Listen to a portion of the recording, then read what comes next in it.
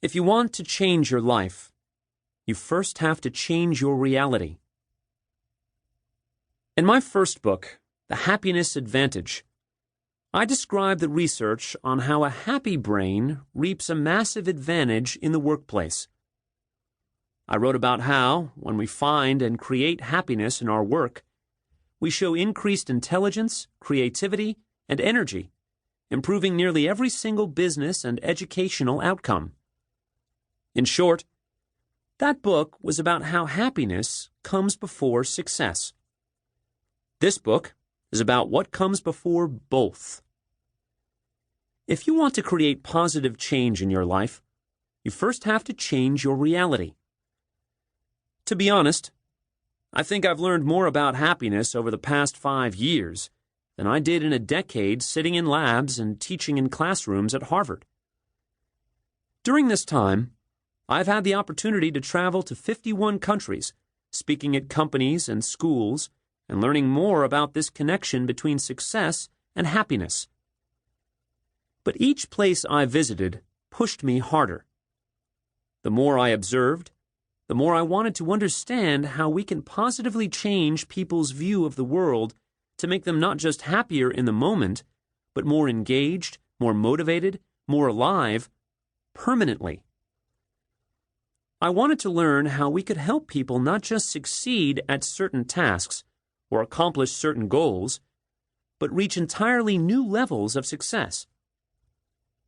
But over the course of my travels, I also found that it wasn't enough to study success and happiness where it was easiest, in a controlled experiment with privileged university students as subjects. I wanted to test my theories where it was hardest. So to my mother's dismay, I was driven to lectures in Venezuela in bulletproof cars to speak with leaders under threats of express kidnappings about the research on resilience. I slept in huts in Tanzania surrounded by the biggest spiders I've ever seen, and I'm from Texas, so that's saying something, to hear from people who had been kicked off their land but who remained optimistic. I spoke about happiness at a public school assembly on the 1-year anniversary of a mass shooting at the school. In a shanty town in Kenya, I met with illiterate mothers, one of whom was determined that her 8-year-old daughter would go to Harvard someday. I was the positive psychology expert for the Everyday Matters campaign to see if happiness remains a choice for individuals with a chronic neuromuscular disease. I worked with the U.S. Department of Health and Human Services in the midst of an epidemic of depression, and Freddie Mac in the midst of a mortgage crisis. My company began working on an ambitious initiative at Walmart aimed at raising the happiness levels of their 1.5 million associates who are struggling to make ends meet in the face of complicated family and educational issues.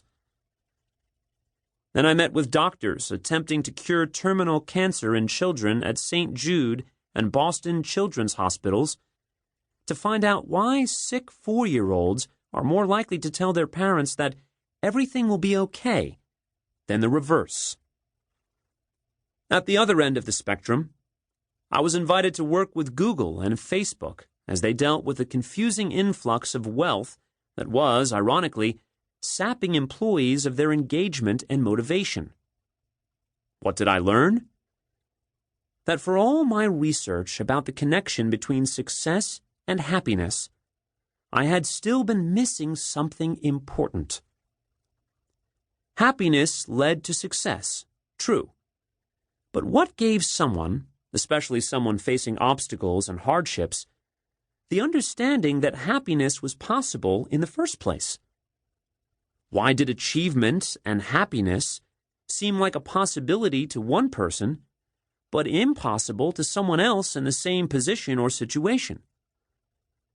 Why did some illiterate mothers believe their children could get into Harvard, while others couldn't fathom the idea?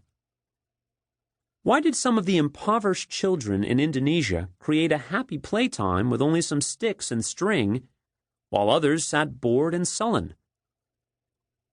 Why could missing out on a bonus inspire one leader at a UK financial services company to work better and harder, while causing another leader at the same company to give up and stop trying?